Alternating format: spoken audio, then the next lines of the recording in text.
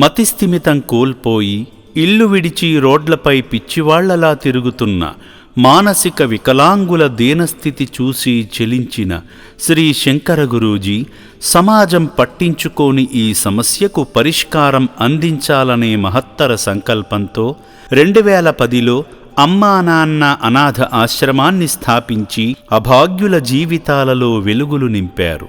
ఆయన ఆశీస్సులతో ఆశ్రమం స్థాపించిన ఈ 15 ఏళ్లలో ఎందరో అభాగ్యులను అక్కున చేర్చుకొని కూడు గూడు వైద్యము అందించి మామూలు మనుషులుగా మార్చి సొంతవారి చెంతకు చేర్చిన ఘనత ఈ ఆశ్రమానికే దక్కుతుంది.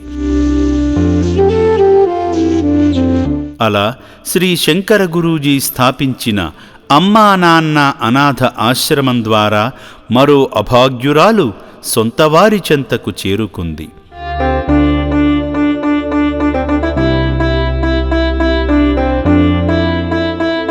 పూర్తి వివరాలలోకి వెళితే ఈ అభాగ్యురాలి పేరు దివ్యభారతి.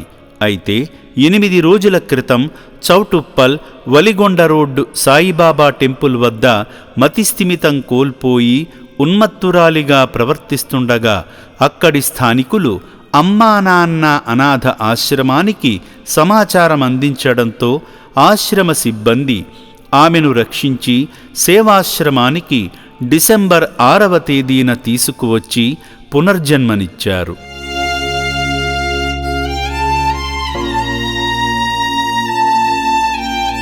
శ్రీ శంకర గురూజీ ఆశ్రమ ప్రశాంత వాతావరణం, మెరుగైన వైద్యం కారణంగా ఆమె మానసిక స్థితిలో మార్పు వచ్చింది.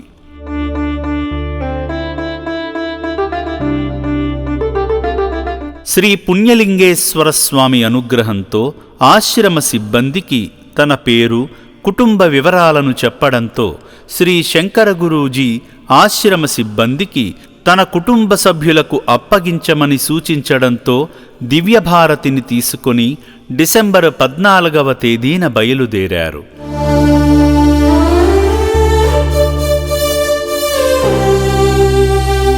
ఆమె చెప్పిన వివరాల ప్రకారం సూర్యాపేట జిల్లా కోదాడ మండలంలోని పెద్దగోలితండా గ్రామం వద్దకు తీసుకువెళ్లగా సిబ్బంది అక్కడి స్థానికులతో మాట్లాడారు.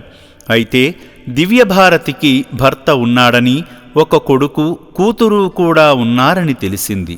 కుటుంబ గొడవల మధ్య మానసికంగా కృంగిపోయిన దివ్యభారతి 4 నెలల క్రితం ఇల్లు విడిచి వెళ్ళిపోయిందని చెప్పారు.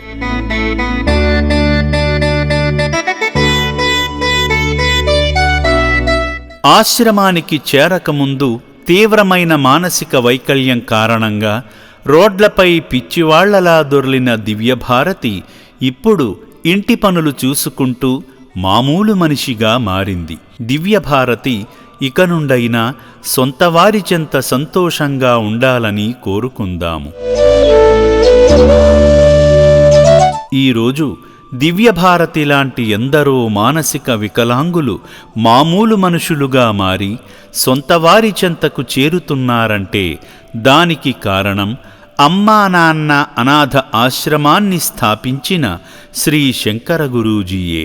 అమ్మా నాన్న అనాథ ఆశ్రమం ద్వారా ఆయన సేవలు నిరంతరం కొనసాగాలని మనసారా ఆశిద్దాము.